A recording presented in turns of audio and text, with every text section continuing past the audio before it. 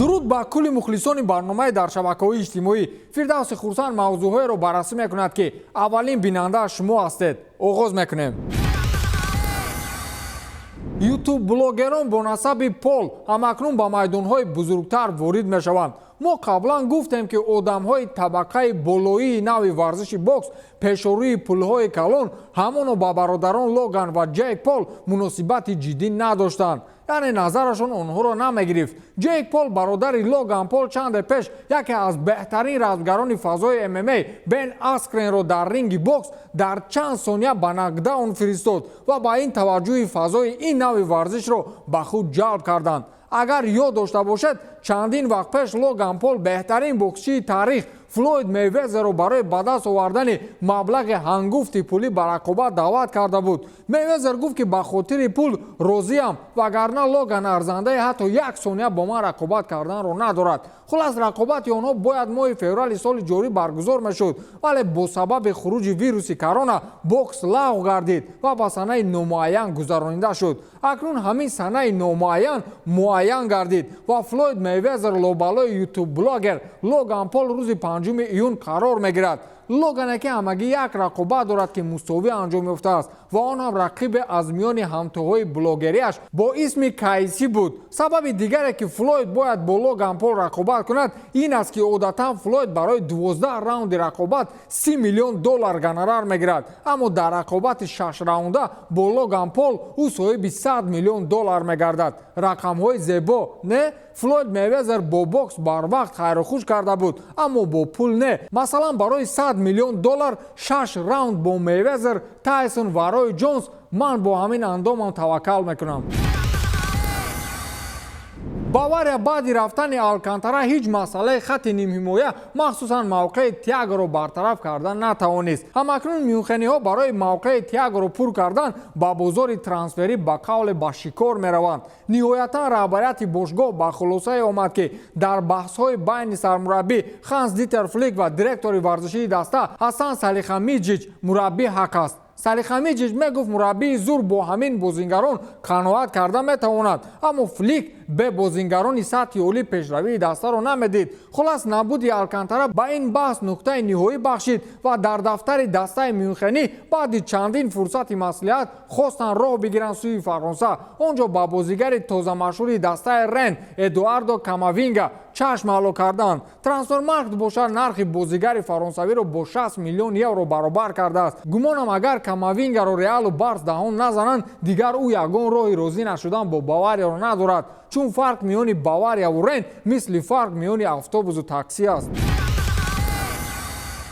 дар чемпионати Бразилия як саҳнаи аҷиби дигар ба қавле бо иштироки довар ба миён омадааст ки акнун дар саҳифаҳои иҷтимоӣ чарх мезанад. дар қисми дуюми бозӣ миёни дастаҳои Мирасол ва Ботафого Сан-Паулу, ҳимоятгари дастаи Ботафого ҳангоми бархурд бо ҳамлагари ҳариф ба қоидавайронкунӣ даст зад ва ин боис гашт то миёни онҳо андаке баҳс ба вуҷуд ояд. довари ин бозӣ ки аз ҷои воқеа андаке дуртар қарор дошт, барои нишон додани корди зард чуноне шитобид ки гӯё кадом як ҷинояткоре ки кӯли дороиашро дуздида бошад сур мекард. сурати довар ҳамин хел сахт буд ки ҳатто ҳангоми расидан ба назди бозигарон аз сурати баланд худро дошта натавонист ва ба замин афтиду зуд корди зард нишон дод. мисле ки агар ҳамун лаҳза нишон намедод, ё дер мешуд, ё ӯро аз ин вазифа барканор мекарданд, ё ӯ корди зард нишон доданро дӯст медорад, ё корди зардро аввалин бор нишон дод. хулас ёи зиёд. суоли кулли одамони инро дида ин аст ки агар камтар дер меомад чӣ мешуд?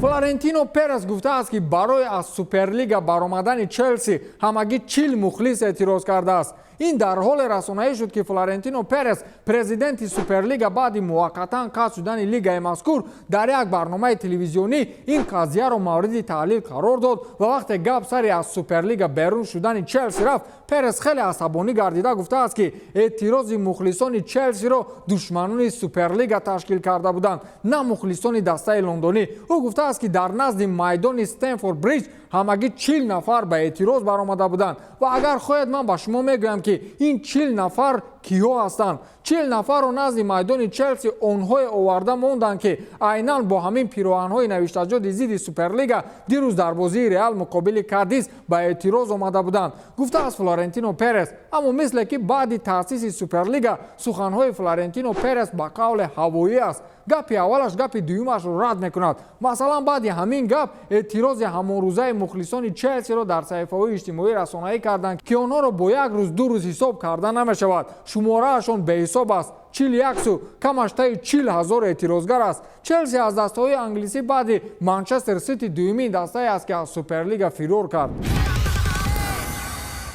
Серхио Агуэро футболбози аргентинии дастаи Манчестер Сити ки дар ҳоли пайвастшавӣ ба дастаи Барселона аст, пеши раҳбарияти бошгоҳи каталонӣ шарт гузоштааст ки агар Месси дар даста боқӣ намонад, ман шартнома нахоҳам баст. нозу бозори як бозигаре ки дигар ба Гвардиола лозим нест, мисле ки пояш ба пои Месси баста бошад. пойгоҳи хабарии Марка иттилоъ додааст ки дар раванди шартномаро ба имзо расонидани Агуэро ва Барселона мушкилӣ пеш омад. Агуэро 32 сола иддаои онро дорад ки агар ин мавсим Месси дар бошгоҳ боқӣ намонад, шартнома ба имзо нахоҳад расонид. ман ҳайрон мешавам ки ин мардум аз Месси чӣ вобастагӣ дошта бошанд. ин қадар сол бе Месси зиндагӣ карда тавонист, акнун намешавад. аммо ба истилоҳ стратегияи дастаи Барселона маро ҳайрон мекунад. Суаресро пир гуфта ба Атлетико туҳфа карданд, аммо як ба қавле пиракии дигарро аз иттиҳод оварданианд. андешаи ман ин аст ки Агуэро миёни дастаҳои хитоӣ бояд якеро интихоб кунад.